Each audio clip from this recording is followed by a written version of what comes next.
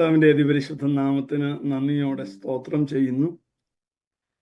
കർത്താവിൽ വളരെ പ്രിയനും ബഹുമാന്യനുമായ പാസ്റ്റർ CB ആൻഡ്രൂസ്, ഈ പ്ലാറ്റ്ഫോമിലുള്ള എല്ലാ ശ്രേഷ്ഠന്മാരായ ദൈവദാസന്മാർ, pastor TV Zacharia, pastor Baby Daniel, മറ്റാരെയും ഞാൻ കണ്ടില്ല, എല്ലാ ദൈവദാസന്മാർക്കും മാന്യ സഹോദരി സഹോദരന്മാർക്കും വന്ദനമറിയിക്കുന്നു. നാം ക്രിസ്തുശാസ്ത്രത്തിന്റെ 8 ക്ലാസ്സുകളാണ് കഴിഞ്ഞ ആഴ്ചയിൽ അവസാനിപ്പിച്ചത്.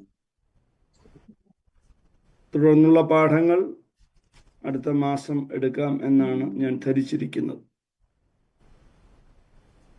എന്നാൽ പാസ്റ്റർ എന്നോട് ഇന്ന് രാത്രിയിൽ ദൈവവചനം പങ്കിടാൻ ആവശ്യപ്പെട്ടപ്പോൾ പെട്ടെന്ന് എൻ്റെ ഹൃദയത്തിൽ വന്നത്, ഇന്ന് ശുശ്രൂഷിക്കേണ്ട ദൈവദാസൻ പഠിപ്പിക്കേണ്ട വിഷയം യേശുവിൻ്റെ ഉപദേശങ്ങൾ അതിൻ്റെ വിശേഷതകളാണ്. അതുകൊണ്ട് ആ വിഷയത്തെ ആധാരമാക്കി തന്നെ നിങ്ങളോട് തിരുവെഴുത്ത് പങ്കിടുവാനാണ് എനിക്ക് ലഭിച്ചിരിക്കുന്ന ആത്മപ്രേരണ. ശ്രദ്ധിക്കാം. മത്തായിയുടെ സുവിശേഷം 7-ാം അധ്യായം 28-29 വാക്യം. Matthew chapter 7 verse 28 and 29. ഈ വചനങ്ങളെ യേശു പറഞ്ഞു തീർന്നപ്പോൾ പുരുഷാരം അവന്റെ ഉപദേശത്തിൽ വിസ്മയിച്ചു. അവരുടെ ശാസ്ത്രിമാരെ പോലെയല്ല, അധികാരമുള്ളവനായിട്ടത്രേ അവൻ അവരോട് ഉപദേശിച്ചത്. I love these verses. ആമേൻ. ഈ വചനങ്ങളെ യേശു പറഞ്ഞു തീർന്ന ശേഷം പുരുഷാരം അവന്റെ ഉപദേശത്തിൽ വിസ്മയിച്ചു. അവന്റെ ഉപദേശത്തിൽ വിസ്മയനീയമായ അഥവാ അവർ അന്നുവരെ കേട്ട് പരിചയിച്ച ഉപദേശങ്ങളിൽ നിന്നു വ്യത്യസ്തമായി വിസ്മയാവഹമായ എന്തോ ഒന്ന് കർത്താവിൻ്റെ വാക്കുകളിൽ ഉണ്ടായിരുന്നു. അതെന്താണെന്ന് മത്തായി അടുത്ത വാക്യത്തിൽ പറയുന്നു. വിസ്മയം ജനത്തിനുണ്ടായതിൻ്റെ കാരണം, ഒരാൾ ശുശ്രൂഷിക്കുമ്പോൾ, നമുക്കൊക്കെ ഉള്ളൊരു ശീലമാണിത്, ഒരാൾ ശുശ്രൂഷിക്കുമ്പോൾ നമ്മൾ അറിയാതെ നമുക്ക് പ്രിയരായ ശുശ്രൂഷകന്മാരുടെ സന്ദേശ രീതികളുമായി തുലനം ചെയ്യാനുള്ള മാനുഷികമായ ഒരു സ്വഭാവഘടന നമുക്ക് എല്ലാവർക്കും ഉണ്ട്. ഇത് ഞങ്ങളുടെ പാസ്റ്ററെ പോലെ പോരല്ലോ. ഇവിടെ ആ പ്രയോഗം നിങ്ങൾ ശ്രദ്ധിച്ചോ? അവരുടെ ശാസ്ത്രിമാരെ പോലെ അല്ല. ഇപ്പൊ ഇവിടെ കമ്പാരിസൺ, കേൾവിക്കകത്ത് അവർ ഒരു കമ്പാരിസൺ നടത്തുകയാണ്. അവരുടെ ശാസ്ത്രിമാർ ഉപദേശിച്ചതും നസ്രായൻ ഉപദേശിച്ചതും തമ്മിൽ എന്താണ് അന്തരം? അധികാരത്തിന്റെ അടിയൊഴുക്കുണ്ടായിരുന്നു നസ്രയന്റെ വാക്കുകളിൽ. ദൈവവചനം ശുശ്രൂഷിക്കുന്ന ഏത് ശുശ്രൂഷകനും ദൈവവചനത്തിന്റെ ഹൃദയത്തിൽ വചനത്തിന്റെ ക്രിയ ചെയ്യണമെങ്കിൽ ഉണ്ടായിരിക്കേണ്ട പ്രാഥമികവും ആത്യന്തികവുമായ വിശേഷത അധികാരം. ഈ അധികാരം ധനം കൊടുത്തു വാങ്ങാൻ കഴിയില്ല. ഈ അധികാരം ഇലക്ഷനിൽ നിന്ന് കസേര കിട്ടിയാൽ വാങ്ങാൻ കഴിയില്ല. ഈ അധികാരം ആൾബലം കൊണ്ട് ലഭിക്കില്ല. ഈ അധികാരം ധനബലം കൊണ്ട് ലഭിക്കില്ല. ഈ അധികാരത്തിന് ഒരു വഴിയേ ഉള്ളൂ, പരിശുദ്ധാത്മ ശക്തി. രക്തത്താൽ ജയം. നമ്മുടെ സമൂഹത്തിൽ അന്യപ്പെട്ടുകൊണ്ടിരിക്കുന്നതും അത് തന്നെയാണ്. പരിശുദ്ധാത്മാവിന്റെ പേരിൽ ചില വിക്രിയകൾ കാണിച്ചാൽ ആത്മീയ അധികാരമുണ്ടാകില്ല. പരിശുദ്ധാത്മാവിൽ തന്നെ ആശ്രയിക്കുന്നവന്റെ സ്വഭാവത്തിൽ പരിശുദ്ധാത്മാവിന്റെ ഫലം തീർച്ചയായും ഉണ്ടായിരിക്കും. രക്തം ജയം. നാം ആ പാഠത്തിലേക്ക് പ്രവേശിക്കുകയാണ്. ഉപദേശത്തിൽ വെളിപ്പെട്ട് നിൽക്കുന്ന അധികാരം. ഞാൻ നിങ്ങളെ 8-ാം അധ്യായത്തിലേക്ക് പ്രവേശിപ്പിക്കുക. ഈ അധികാരം എങ്ങനെയാണ് മത്തായി നമുക്ക് ബോധ്യപ്പെടുത്തി തരുന്നത്? ഇപ്പൊ 7-ാം അധ്യായം അവസാനിപ്പിച്ചിട്ട് 8-ാം അധ്യായത്തിലേക്ക് മാത്യു കയറുമ്പോൾ തന്റെ മനസ്സിൽ മുകളിൽ പറഞ്ഞ തന്റെ ചിന്തയുടെ ഗൗരവവും അത് വായനക്കാർക്ക് ബോധ്യപ്പെടുത്തി കൊടുക്കാനുള്ള പ്രേരണയുമുണ്ട്. വ്യക്തമാകുന്നുണ്ടല്ലോ ഈ പറയുന്നത്. യേശുവിന്റെ അധികാരം കേൾവിക്കാർക്ക് എങ്ങനെ ബോധ്യപ്പെട്ടു? കർത്താവിനെ കണ്ടിട്ടില്ലാത്തവർക്ക് എങ്ങനെ ബോധ്യപ്പെടും എന്ന് മത്തായി ചിന്തിക്കുകയാണ്. അത് ഞാൻ 8-ാം അധ്യായത്തിൽ 8-9 അധ്യായങ്ങൾ, കാരണം 8-9 അധ്യായങ്ങൾ അങ്ങ് ചേർന്ന് കിടക്കുകയാണ്. ഈ 2 അധ്യായങ്ങളിൽ ക്രിസ്തുയേശുവിന്റെ അധികാരത്തിന്റെ 12 തലങ്ങളെ ഞാൻ കണ്ടെത്തിയിട്ടുണ്ട്. നാം കഴിഞ്ഞ പാഠത്തിൽ അവസാനിപ്പിച്ചത് നിങ്ങളെ ഓർമ്മിപ്പിക്കുകയാണ്. എന്തിനാണ് കർത്താവ് അത്ഭുതം ചെയ്തത് എന്നതിന് 10 കാരണങ്ങൾ തിരുവെഴുത്തിൽ നിന്നും, അതിനുശേഷം നാം യോഹന്നാന്റെ സുവിശേഷങ്ങളിൽ വെളിപ്പെട്ട 7 അടയാള അത്ഭുതങ്ങൾ എന്തുകൊണ്ട് യോഹന്നാൻ എടുത്തുകാട്ടിയെന്നും അത് ക്രിസ്തുവേശുവിന്റെ അധികാരത്തിന്റെ സീമകൾ എന്താണെന്ന് ബോധ്യപ്പെടുത്തുകയുമായിരുന്നു. ഇവിടെ ഞാൻ മത്തായിലേക്ക് വരികയാണ്. എൻ്റെ ഒരു ബോധ്യം, ഇന്നത്തെ ക്ലാസ് യാദൃച്ഛികമല്ല, ഇതൊരു കൃത്യമായ നടത്തിപ്പ് തന്നെയാണ്.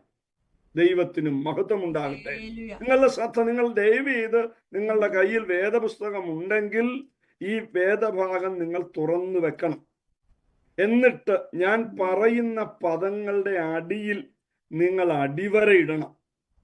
പിന്നീട് നിങ്ങൾ ഇത് വായിക്കുമ്പോൾ ഈ ദൂത് നിങ്ങളെ ധൈര്യപ്പെടുത്തുകയും ശുശ്രൂഷയിൽ സഹായിക്കുകയും ചെയ്യും. 8-ാം അധ്യായത്തിൽ ആദ്യം വാക്യം വായിക്കാൻ നമ്മുടെ സമയം അനുവദിക്കുമെന്ന് അറിയില്ല. 2-ാം വാക്യത്തിലാണ് ആദ്യത്തെ അധികാരത്തിന്റെ പ്രകാശനം മത്തായി നൽകുന്നത്. 7-ാം അധ്യായത്തിലെ പ്രസ്താവനയ്ക്ക് ശേഷം കുഷ്ഠരോഗിയുടെ സൗഖ്യം. രക്തം ജയം. ഞാനിതിനെ നിങ്ങളുടെ ഉള്ളിലേക്കൊന്ന് കയറ്റാൻ ശ്രമിക്കട്ടെ. പുറമേ രോഗമുള്ളവന്റെ രോഗമാണ് കുഷ്ഠരോഗം. കുഷ്ഠരോഗി ആർക്കും സ്വീകാര്യനല്ല.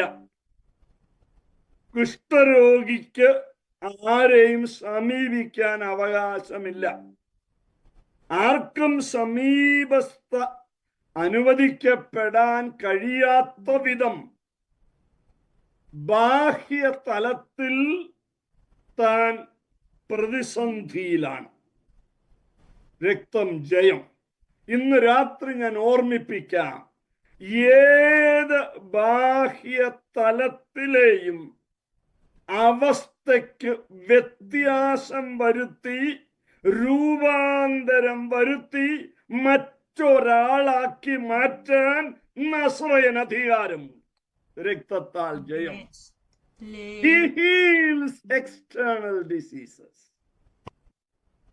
ഇന്ന് രാത്രി എന്നെ കേൾക്കുന്ന ദൈവമക്കളെ, ഇതിനെ തുടർന്ന് ഈ സന്ദേശം കേൾക്കാൻ പോകുന്ന പ്രിയപ്പെട്ടവരെ, എനിക്ക് നിങ്ങളോട് ഉറപ്പ് പറയാം, ഏത് രോഗമായാലും അത് പുറമെ മനുഷ്യർ കണ്ട് നിങ്ങളെ തള്ളിക്കളയുമെങ്കിൽ നസ്രയന്റെ അടുക്കൽ വരൂ, അവിടെ വിടുതലിന്റെ കരമുണ്ട്.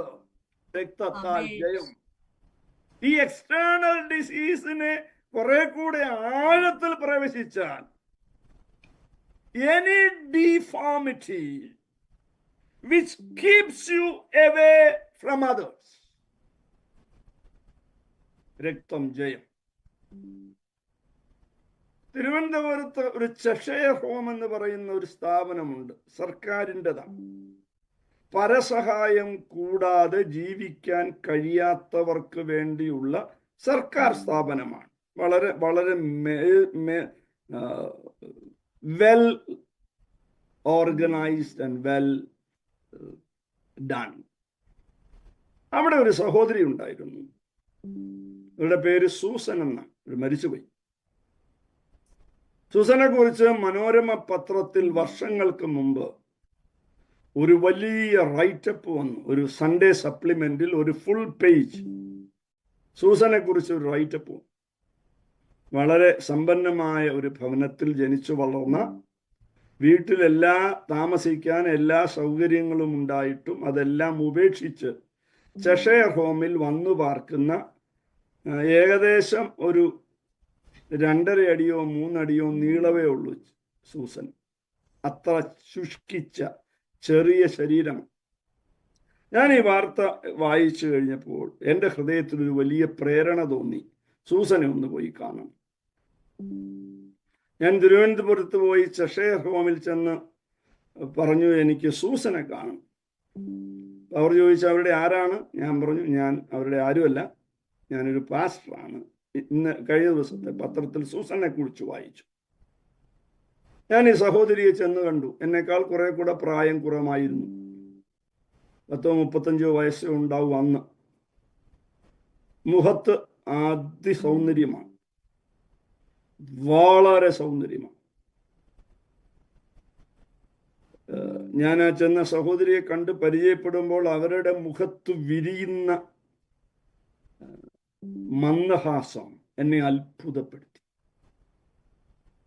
ഒരു പരിഭവമില്ലാത്ത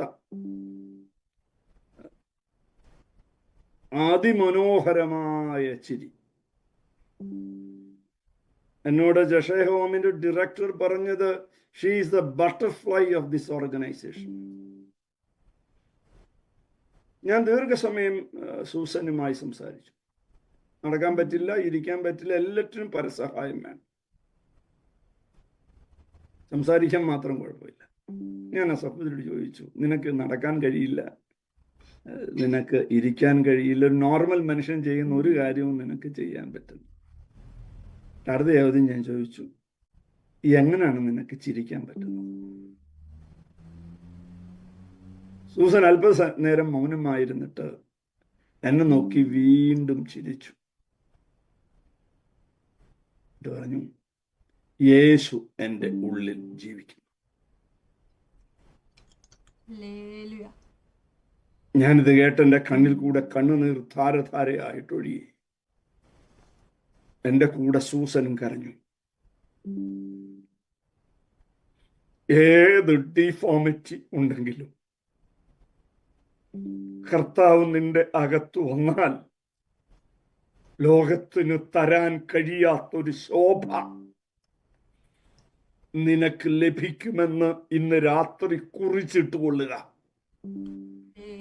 പിന്നെയും ഓർമ്മിപ്പിക്കുന്നു, ആനി ഫ്രാങ്കിന്റെ കവിതകൾ ലോകത്തിൽ എത്രായിരം മനുഷ്യരെ ക്രിസ്തുവിങ്കലേക്ക് കൊണ്ടുവന്നു.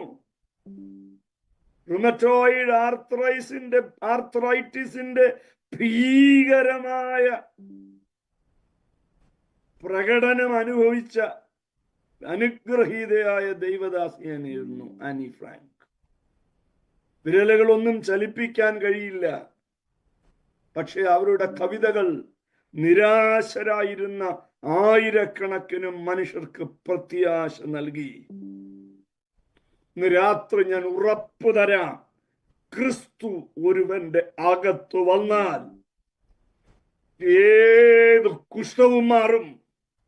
അത് പുറമേയുള്ള കുഷ്ഠമായാലും അകമേയുള്ള കുഷ്ഠമായാലും രക്തത്താൽ ജയം. രണ്ടാമത്തെ അത്ഭുതം മറക്കരുത്. 7-ാം അധ്യായത്തിലെ അവസാന വാചകവുമായി ഞാൻ ഇതെല്ലാം കണക്ട് ചെയ്യുകയാണ്. 8-ാം അധ്യായം 6-ാം വാക്യത്തിൽ രണ്ടാമത്തെ അത്ഭുതം, പക്ഷവാതം പിടിച്ച് കഠിനമായി വേദനപ്പെട്ട് വീട്ടിൽ കിടക്കുന്ന ഒരു മനുഷ്യൻ. പക്ഷവാതം പുറത്തു കാണുന്ന ദീനമല്ല. ഇത് ദൈവാത്മാവ് എന്നോട് വ്യക്തിപരമായി ഇടപെട്ട കമന്ററിയും ഒന്നും നോക്കി ഉണ്ടാക്കിയതൊന്നുമല്ല.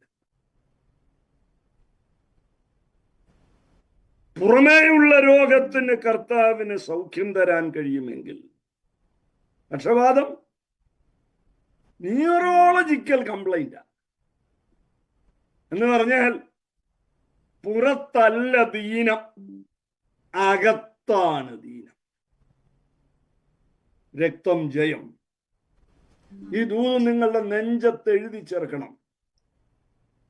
അകമേ ബാധിച്ച ഏതു ദീനത്തിനും സൗഖ്യം തരുന്ന അധികാരം നസ്രയനുണ്ട് എന്നത് ഇന്നും അവിതർക്കിതമായ യാഥാർത്ഥ്യമാണ്. രക്തം ജയം. തിരുവനന്തപുരത്ത് ഒരിക്കൽ ഞാൻ ശ്രീകാര്യം IPCയിൽ പ്രസംഗിക്കാൻ പോയി. ഞാൻ കഴിഞ്ഞ ദിവസം പറഞ്ഞല്ലോ, എൻ്റെ ജീവിതത്തിൽ ദൈവം ചെയ്തിട്ടുള്ള അത്ഭുതങ്ങൾ 100 കണക്കിന് എനിക്ക് വർണ്ണിക്കാൻ കഴിയും. എന്നാൽ അത് സ്വയപ്രശംസയാണെന്ന് തെറ്റിദ്ധരിക്കുമെന്ന് ഭയന്നിട്ടാണ് ഞാൻ പറയാത്തത്. ആ സഭയിൽ ഒരു സഹോദരന്റെ ഭാര്യയ്ക്ക് ബ്രസ്റ്റ് ക്യാൻസർ ആയിട്ട് അടുത്ത ആഴ്ചയിൽ സർജറി നിശ്ചയിച്ചിരുന്നു. പുറമേ കാണാൻ പറ്റുന്നില്ല, ദീനമകത്താണ്. ആ സഹോദരനും സഹോദരിയും പ്രാർത്ഥനയ്ക്ക് മുന്നോട്ട് വന്നു. അങ്ങ് പ്രാർത്ഥിച്ചു. ദൈവാത്മാവ് എന്നോട് ആവശ്യപ്പെട്ടു, അവരോട് പറയൂ, സർജറിക്ക് മുമ്പ് വീണ്ടും ഒരു പരിശോധന നടത്തണം.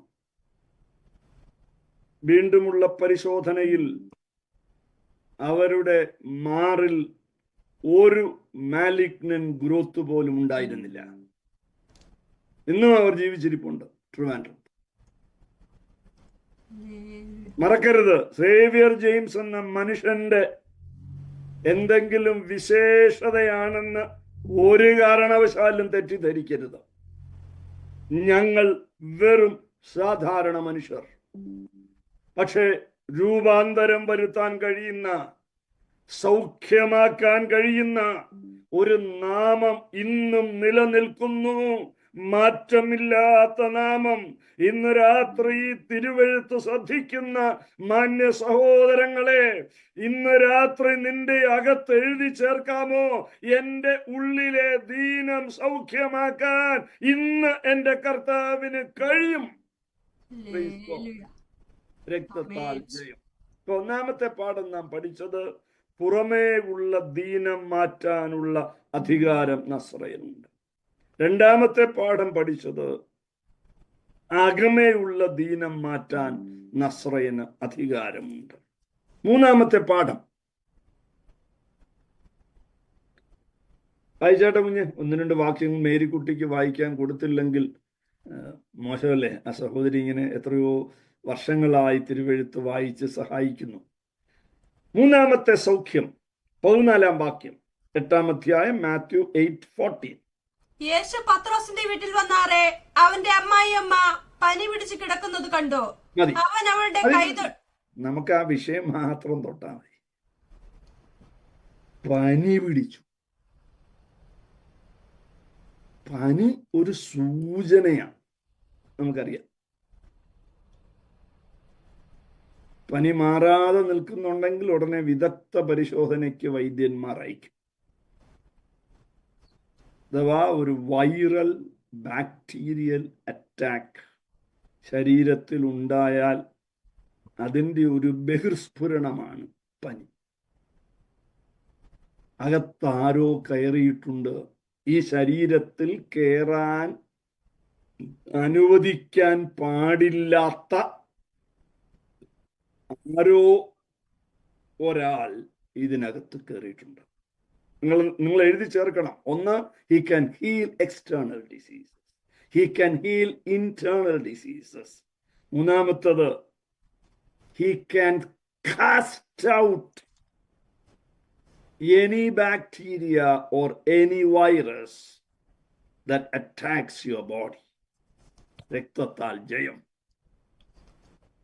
പ്രിയപ്പെട്ടവരെ, കോവിഡ് വന്നപ്പോൾ കോവിഡ് രോഗികളെയൊക്കെ പോയി കണ്ട് പ്രാർത്ഥിച്ച നിരവധി ദൈവദാസന്മാരെ എനിക്കറിയാം. ഞാൻ പോയിട്ടില്ല. അതൊരു അഹന്തയാണെന്നോ അല്ലെങ്കിൽ ഒരു ധിക്കാരമാണെന്നോ ഒന്നും ധരിക്കരുത്. നാം അങ്ങനെ വിശകലനം ചെയ്യാൻ പാടില്ല. അവർക്ക് കർത്താവിലുള്ള ആശ്രയത്തിൻ്റെ ഒരു പ്രഖ്യാപനമാണ് രക്തത്താൽ ജയം. അങ്ങനെ പോയി പ്രാർത്ഥിച്ച് ദീനം വന്ന് മരിച്ചുപോയവരുമുണ്ട്. പക്ഷെ ആക്ഷേപിക്കരുത്. മരുന്ന് കഴിക്കാതെ വിശ്വാസത്തിൽ ജീവിക്കുന്നവരെ പരിഹസിക്കരുത്. നിങ്ങൾക്കത് ചെയ്യും. നാലാമത്തെ ദീനം പറയുന്നത് ഭൂതഗ്രസ്തർ, അൺനോൺ റെലത്തിന്റെ മേലുള്ള കർത്താവിന്റെ അധികാരം. സ്പിരിച്വൽ ബാറ്റിൽ നമ്മൾ വളരെ വിസ്തരിച്ച് പഠിച്ച കാര്യങ്ങളിലൊന്ന്. The realm which is unreachable by man. മനുഷ്യബുദ്ധിക്കും മനുഷ്യനും എത്താൻ കഴിയാത്ത മേഖല. ഇവിടെ ഇരിക്കുന്ന ശുശ്രൂഷകന്മാരോട് ചോദിച്ചു നോക്കൂ. അവരുടെ ജീവിതത്തിൽ എത്രയോ അനുഭവങ്ങളുണ്ട്. എൻ്റെ ശുശ്രൂഷയിൽ എനിക്ക് എത്രയോ അനുഭവങ്ങളുണ്ട്. ഭൂതം ബാധിച്ച, വർഷങ്ങളായി ഭൂതം ബാധിച്ചിരുന്നവർ സൗഖ്യമായത്. ഇന്നും അതിൻ്റെയൊന്നും ഗൗരവം നഷ്ടപ്പെട്ടിട്ടില്ല. മഹാനായ സ്പർജന്റെ വളരെ മനോഹരമായൊരു പ്രസ്താവനയുണ്ട്. Misuse should not lead to non use. ദുരുപയോഗപ്പെടുത്തുന്നത് കണ്ട് മടുത്തിട്ട് നോൺ യൂസിലേക്ക്, ഉപയോഗിക്കാതിരിക്കുന്നതിലേക്ക് നാം വഴിമാറരുത്. ദുരുപയോഗം ചെയ്യുന്നവർ ചെയ്തോട്ടെ. ഇന്നല്ലെങ്കിൽ നാളെ ഇതൊക്കെ ബോധ്യപ്പെടും. അവര് മറയും ശുശ്രൂഷയിൽ നിന്നും. ചിലപ്പോൾ നിലനിന്നേക്കും. എത്രയോ വർഷങ്ങളായി ഫ്രോഡ് ചെയ്യുന്ന എത്രയോ പേർ ഇപ്പോഴും ഉണ്ട്. നിലനിൽക്കുമെങ്കിലും അക്കരയിൽ നിലനിൽക്കില്ല. അത് സംശയരഹിതമാണ്. അഞ്ചാമത്തെ പാഠം കണ്ടു. 16-ാം വാക്യത്തിലെ അടുത്ത പ്രയോഗം, സകല ദീനക്കാരെയും. ആ പ്രയോഗങ്ങളൊക്കെ എത്ര മനോഹരമാണ്. സകല ദീനക്കാരെയും. ഇവിടെ ഇരിക്കുന്ന ചെറുപ്പക്കാർക്കൊന്നും അത്ര പരിചയം കാണില്ല. മുതിർന്ന ദൈവദാസന്മാർക്കും പെന്തക്കോസിലെ അനുഭവത്തിലൂടെ മുന്നോട്ട് വന്ന നിരവധി പേർക്കും പറയാൻ കഴിയും. പണ്ടൊക്കെ ഒരാൾക്ക് ദീനം വന്നാൽ ആദ്യം പാസ്റ്ററെയാണ് വിളിക്കുന്നത്.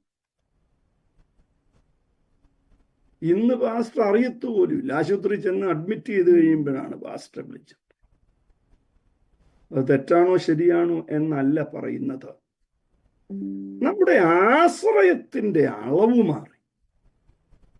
നമ്മുടെ വിശ്വാസത്തിന്റെ അളവ് മാറി.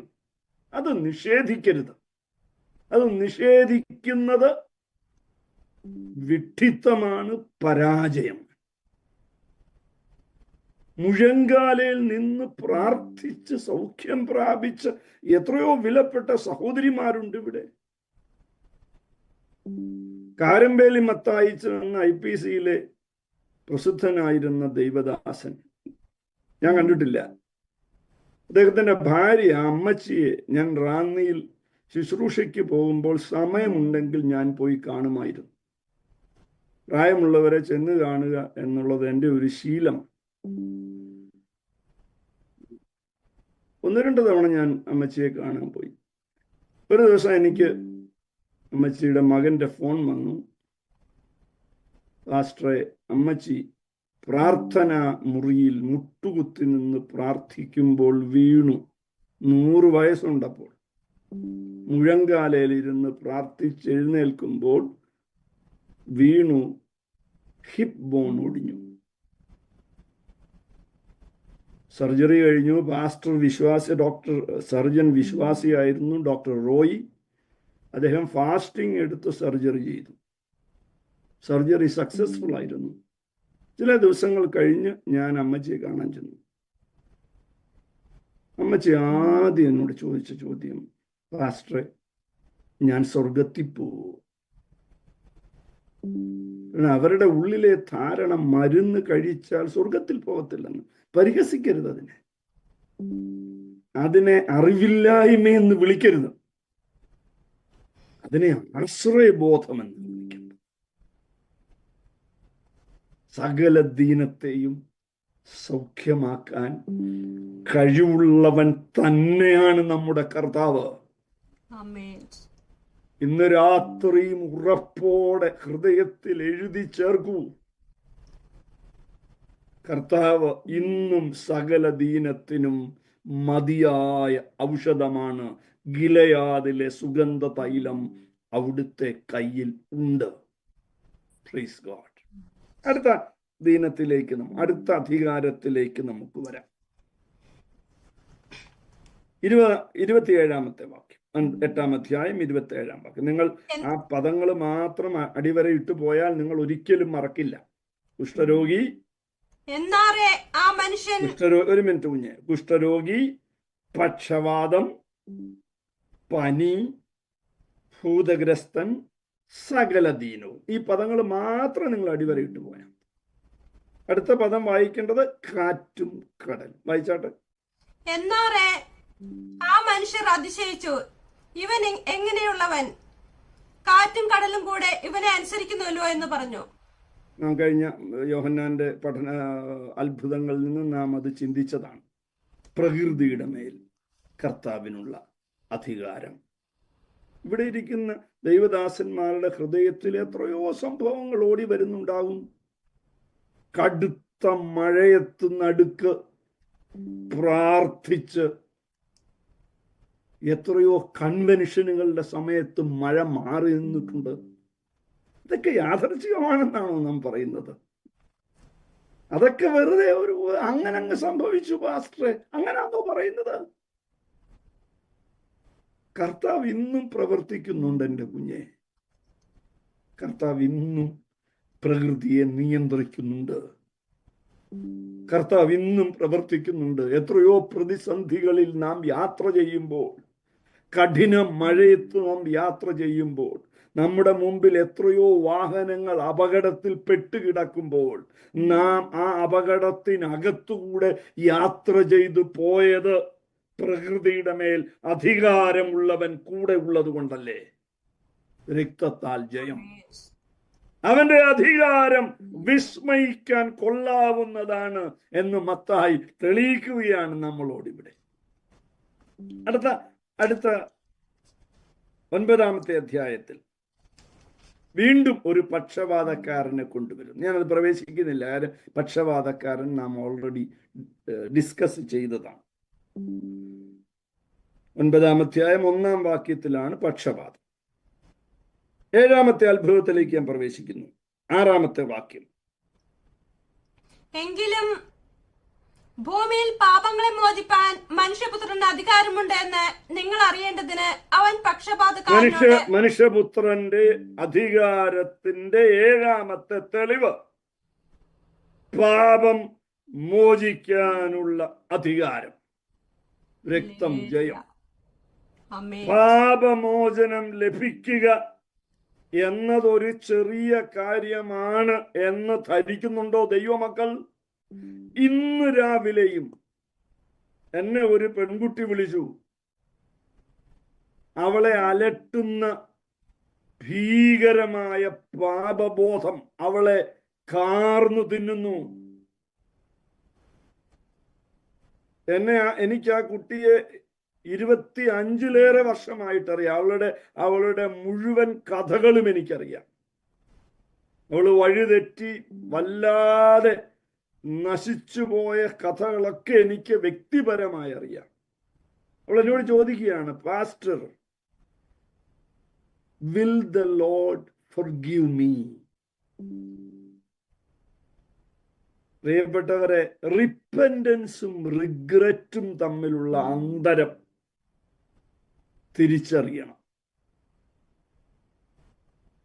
എവിടെ റിപ്പൻഡൻസ് ഉണ്ടോ അവിടെ പാപം മായപ്പെടും. എവിടെ റിഗ്രറ്റ് ഉണ്ടോ ആ പാപബോധം നമ്മെ തിന്നുകളയും. ഞാൻ യാദൃച്ഛികമായി കഴിഞ്ഞ ക്ലാസ്സിൽ നിങ്ങളോട് പറഞ്ഞു പത്രോസിന്റെയും യൂദായുടെയും കരച്ചിലിന്റെ ഘടനാപരമായ വ്യത്യാസം. ഇന്ന് രാത്രിയിൽ മറക്കരുത്, എൻ്റെ ഉൾപ്പെടെയുള്ള ജീവിതത്തിൽ ഇടയ്ക്കിടയ്ക്ക് പിശാച് കൊണ്ട് തരത്തില്ലേ, എടാ നീ ആരായിരുന്നു, നീ എന്തെല്ലാം വഴി പോയതാ. The enemy always try to point his fingers towards your past. നമ്മുടെ ഭൂതകാലത്തെ ഓർമ്മിപ്പിച്ച് ശത്രു നമ്മെ തകർക്കാൻ ശ്രമിക്കുമ്പോൾ നമ്മുടെ അകത്തൊരു ബോധ്യം വേണം, പാപമോചനം നൽകാൻ അധികാരമുള്ളവൻ എൻ്റെ ഉള്ളിൽ വന്നതുകൊണ്ട് എൻ്റെ പാപത്തിന് കടമില്ല. ഈ അധികാരം ലോകത്തിൽ മറ്റാർക്കുമില്ല എന്ന ബോധ്യം ദൈവജനത്തിന്റെ അകത്തു നിന്ന് ഒരു കാരണവശാലും പോകരുത്. അതിനോട് ചേർത്ത് ഞാൻ പറയാം, ലോകത്തിൽ ഒരു മനുഷ്യനും ഒരു ശാപവും മുറിച്ചു കളയാൻ അധികാരമില്ല. ശാപം മുറിക്കൽ തട്ടിപ്പ് നടത്തുന്നവർ ഫ്രോഡാണ് എന്ന് തിരിച്ചറിയാനുള്ള ഉൾക്കാഴ്ച ദൈവമക്കൾക്കുണ്ടാകണം. സകല ശാപവും വഹിച്ച് ഒരുവൻ മരത്തിൽ തൂങ്ങിയിട്ടുണ്ട്. ഗലാത്യ ലേഖനത്തിൽ പൗലോസ് ഇങ്ങനെ പറയുന്നു, മരത്തിൽ തൂങ്ങിയവൻ ശപിക്കപ്പെട്ടവൻ എന്നെഴുതിയിരിക്കും പോലെ അവൻ നമുക്കായി ശാപമായി തീർന്നു. സാന്ദർഭികമായി ആത്മപ്രേരണയിൽ ഞാൻ ഓർമ്മിപ്പിക്കുന്നു, നിങ്ങളിൽ ആരെങ്കിലും മുൻകാല പാപപ്രവർത്തികളുടെ തെറ്റായ വഴികളുടെ ഓർമ്മ വിഷാദത്തിലേക്കും പരാജയത്തിലേക്കും നയിക്കുന്നുണ്ടെങ്കിൽ ഇന്ന് രാത്രി യേശുവിന്റെ നാമത്തിൽ നിനക്കുള്ള പാപമോചന സൗഖ്യത്തെ കുറിച്ച് വ്യക്തമായ ബോധ്യം ഹൃദയത്തിൽ എഴുതി ചേർക്കണം. Praise God. അടുത്ത പാഠത്തിലേക്ക് ഞാൻ പ്രവേശിക്കട്ടെ, നമ്മുടെ സമയത്തിന്റെ പരിമിതി കൊണ്ട്. 8ാമത്തെ അത്ഭുതം, അവന്റെ അധികാരത്തിന്റെ ശക്തി. ഒരൊറ്റ വാക്യത്തിൽ മത്തായി തന്റെ കഥ എഴുതുന്നുണ്ട്.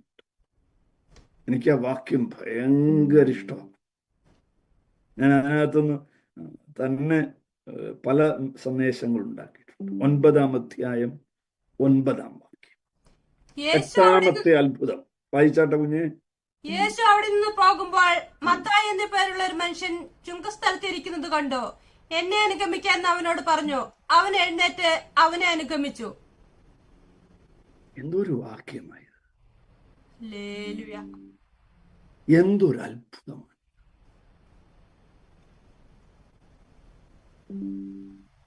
എന്ത് വാക്കുകൊണ്ട് ഇതിനെ വിവരിക്കാൻ കഴിയും? ആമേൻ. പല ചോദ്യങ്ങളുണ്ട് ഇവിടെ. ചുങ്കസ്ഥലത്ത് കർത്താവിന് എന്താ കാര്യം? കർത്താവ് എന്തിനാ ചുങ്കസ്ഥലത്ത് പോകുന്നത്? He has no business there. പക്ഷെ നസറയൻ അറിയാം, ചുങ്കസ്ഥലത്ത് തനിക്ക് വേണ്ട ഒരുവൻ ഇരിപ്പുണ്ട്. ആമേൻ. നമ്മുടെ ഇവിടുത്തെ അത്ഭുതം എന്താണെന്ന് നിങ്ങൾക്ക് മനസ്സിലാവുന്നുണ്ടല്ലോ. ദിവസത്തിൽ ഏറ്റവും ചെറിയ പ്രസംഗമാണ് മത്തായി 9:9. ഞങ്ങളെ ഉപദേശിമാർക്കൊരു തെറ്റിദ്ധാരണയുണ്ട്, കൂടുതൽ സമയം കിട്ടിയാലേ പ്രസംഗം പ്രയോജനമാകുമെന്ന്. വെറും തെറ്റായ ധാരണയാണ്. വെറും തെറ്റായ ധാരണ. ഒരു വാക്കുമതി ഒരു മനുഷ്യന് വ്യത്യാസം വരുത്താൻ. ഹല്ലേലൂയ.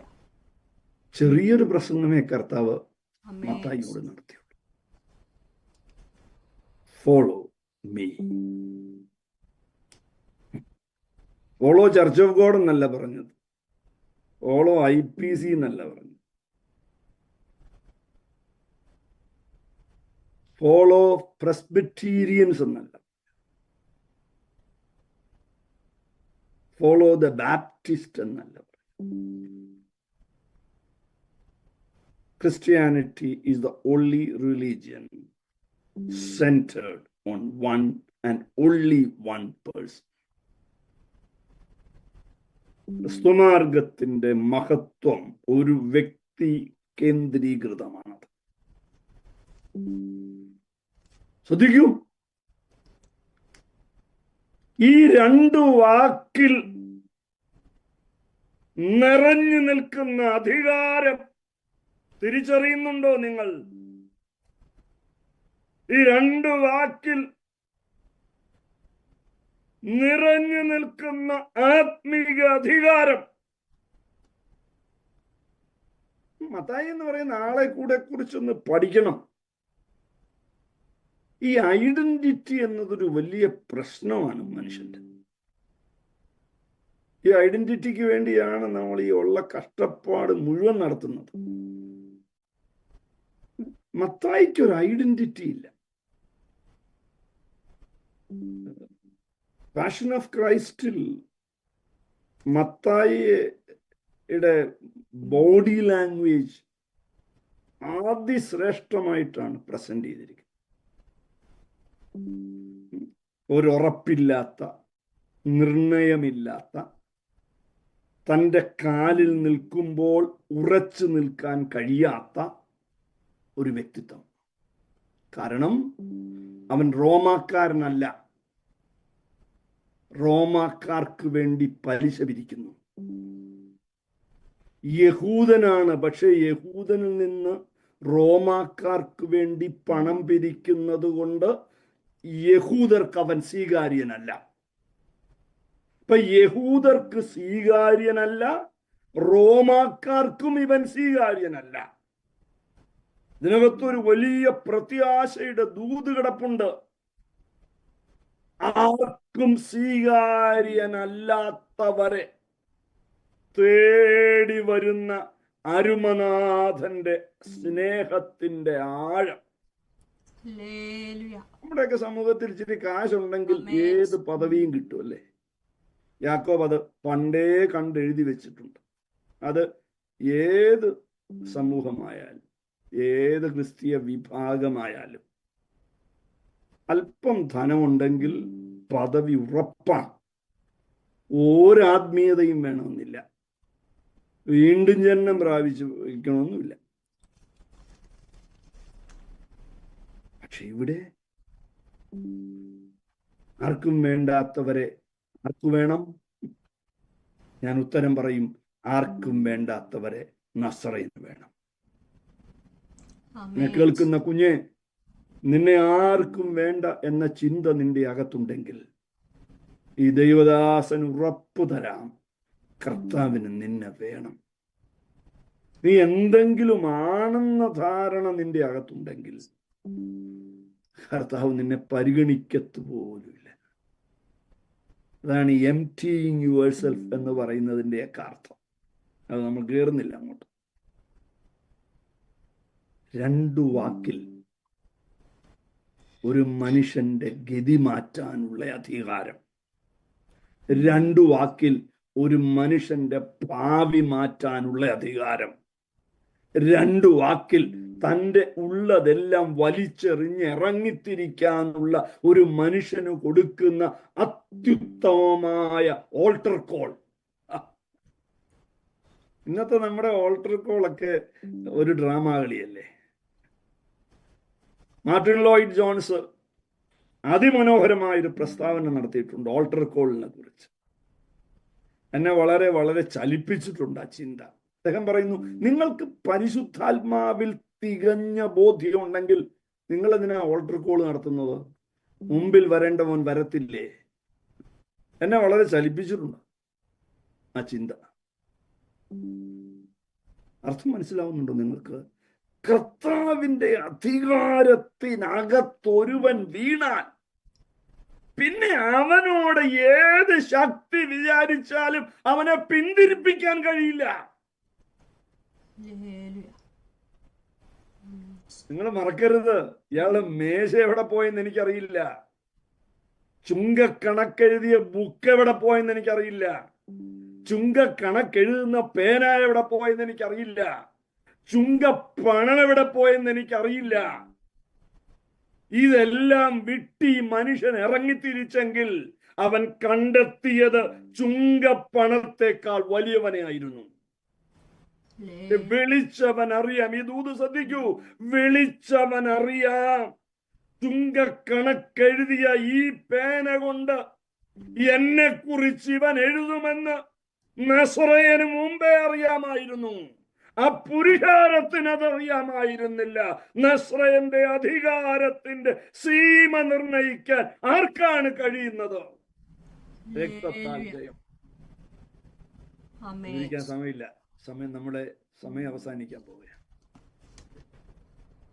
ഒരു ചിന്ത കൂടെ പറഞ്ഞ് ഞാൻ ആ വേദഭാഗം അവസാനിപ്പിക്കാം. 12-ാമത്തെ വാക്യം. യേശു അത് കേട്ടാറെ, ദീനക്കാർക്കല്ലാതെ സൗഖ്യമുള്ളവർക്ക് വൈദ്യനെ കൊണ്ട് ആവശ്യമില്ല, യാഗത്തിലല്ല. ഇപ്പൊ ഈ വാക്യം കൊണ്ട് നമുക്ക് ദൈവസഭയ്ക്കൊരു നിർവചനം തരാം. ദീനക്കാരുടെ സംഘം ചേരുന്ന സ്ഥലം. ദീനക്കാരുടെ സംഘം ചേരുന്ന സ്ഥലമാണ് ദൈവസഭ. തോറ്റുപോയവർ സംഘം ചേരുന്ന സ്ഥലമാണ് ദൈവസഭ. കർത്താവിന്റെ ഈ പ്രസ്താവനയൊക്കെ ദീർഘദിനങ്ങൾ പഠിക്കേണ്ടതാണ്. അഹന്തയുടെ അംശമുള്ളവന് ദൈവസഭയുടെ അംഗത്വം ലഭിക്കില്ല. ദൈവസഭ എന്ന് പറയുമ്പോൾ നമ്മുടെ പള്ളിയുടെ കണക്കല്ല പറയുന്നത് കേട്ടോ. ഞാൻ പറയുന്ന കർത്താവിന്റെ സഭയെ കുറിച്ചാണ്. നിങ്ങൾ പിന്നീട് ധ്യാനിച്ചുകൊള്ളൂ. 8 ഞാൻ പറഞ്ഞുള്ളൂ, 12 എടുക്കാൻ നമുക്ക് സമയമില്ല. അധ്യായം മുന്നോട്ട് വരുമ്പോൾ അത്ഭുതങ്ങൾ കാണാൻ കഴിയും. 4 അത്ഭുതങ്ങൾ കൂടെ നിങ്ങൾക്ക് കാണാം. ആ 4 അത്ഭുതങ്ങളിൽ നിന്ന് 4 വ്യാഖ്യാനങ്ങൾ നമുക്കെത്താം കർത്താവിന്റെ അധികാരത്തിന്റെ. ഞാൻ എൻ്റെ സന്ദേശം അവസാനിപ്പിക്കുന്നതിന് മുമ്പ് എന്തായിരുന്നു യേശുവിൻ്റെ ഉപദേശത്തിന്റെ വിശേഷത? എന്നെ ദൈവാത്മാവ് പഠിപ്പിച്ച ചില പാഠങ്ങൾ പറഞ്ഞ് ഈ സന്ദേശം അവസാനിപ്പിക്കാം. 1, ഉപദേശത്തിന്റെ മൗലികത. മൗലികതയുടെ കറക്റ്റ് ഇംഗ്ലീഷ് പദം എനിക്കറിയത്തില്ല. ഒതന്റിസിറ്റി എന്ന് വേണമെങ്കിൽ പറയാം. എന്ന് പറഞ്ഞാൽ കർത്താവ് ആരുടെയും കടമെടുത്തല്ല തൻ്റെ പ്രസംഗം പറഞ്ഞത്.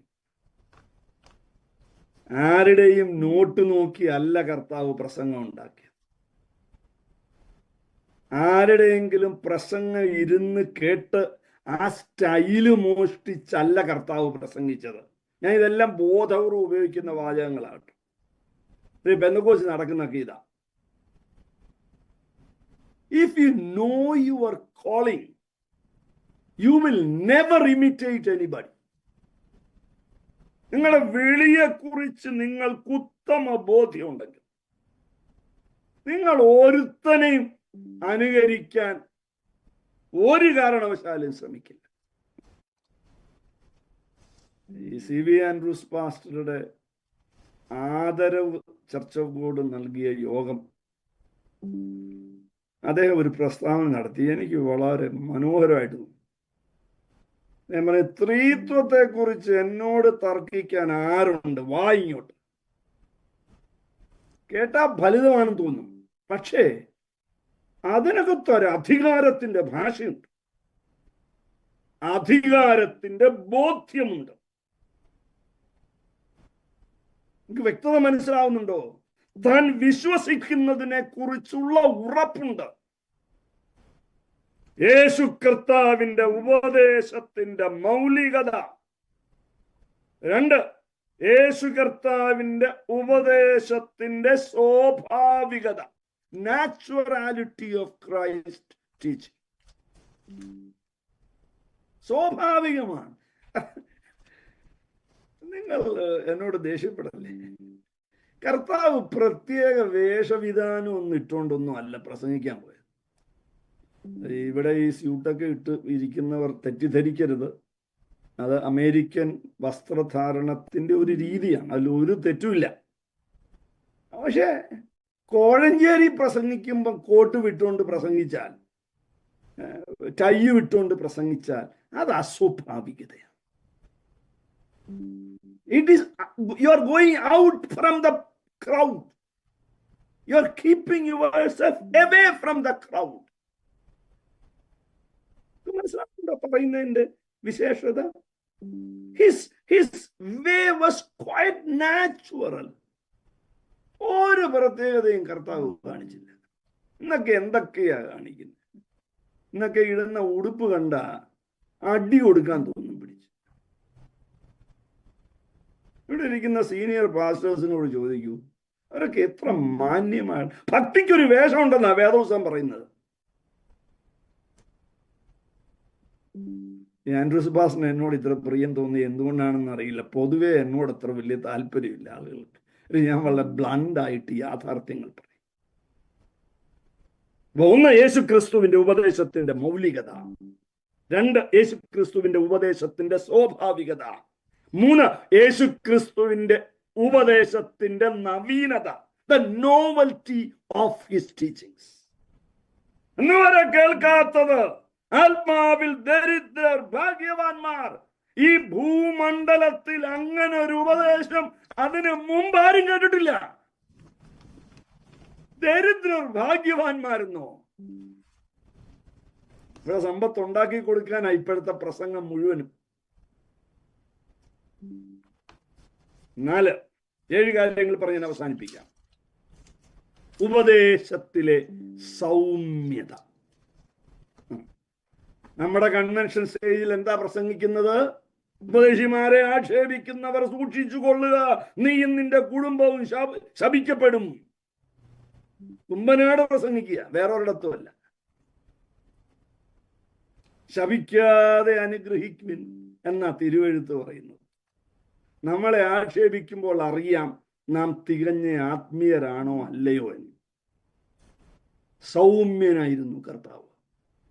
കർത്താവിനെ ആക്ഷേപിച്ചതിനൊന്നും കർത്താവ് മറുപടി പറഞ്ഞിട്ടില്ല. എടുത്ത് പഠിച്ചു നോക്കിക്കോളൂ.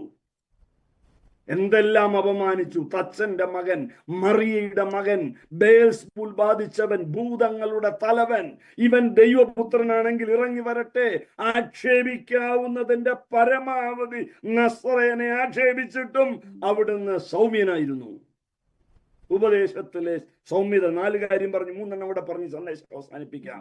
ഉപദേശത്തിലെ വിശ്വസ്തത, faithfulness of his teaching. Rather, he lived what he preached. ഞാൻ നിങ്ങളോട് പറഞ്ഞു, ഒരിക്കൽ ഞാൻ പ്രസംഗിക്കുമ്പോൾ ദൈവാത്മാവ് എനിക്ക് തന്ന ചിന്ത, എൻ്റെ ശവപ്പെട്ടിയിൽ എഴുതി വെക്കണം, he preached what he believed, he lived what he preached. നമ്മെക്കുറിച്ച് അങ്ങനെ എഴുതി വെക്കാൻ കഴിയണം. വിശ്വസ്തനായിരുന്നു കർത്താവ്. ഒരു ഗിമ്മിക്കും കാണിച്ചില്ല, ഒരു വലിയ ഭാവവും കാണിച്ചില്ല. 6ാമത്തെ പാഠം, ഉപദേശത്തിലെ കരുണ. He was embodiment of mercy. He was embodiment of compassion. ഒന്നുകൂടെ ഞാൻ പറയുന്നു, ഉപദേശത്തിലെ മൗലികത, ഉപദേശത്തിലെ സ്വാഭാവികത, ഉപദേശത്തിലെ നവീനത. 4, ഉപദേശത്തിലെ സൗമ്യത. 5, ഉപദേശത്തിലെ വിശ്വസ്തത. 6, ഉപദേശത്തിലെ കരുണ. 7ാമത്തതും അവസാനത്തതും, ഉപദേശത്തിലെ സ്നേഹം. ഈ സ്നേഹത്തെക്കാൾ വലിയ സ്നേഹമില്ല. ജീവൻ തന്ന് സ്നേഹിച്ചു. എന്റെ വാക്കുകൾ അവസാനിപ്പിക്കട്ടെ. There is no one like Jesus. ഈ കർത്താവിനെ ഇന്ന് രാത്രിയിലും നമുക്ക് വളരെ ആവലോടെ, ആവേശത്തോടെ, ഹൃദയ സമർപ്പണത്തോടെ മുറുകെ പിടിക്കാം. You will never fail. You will never fail.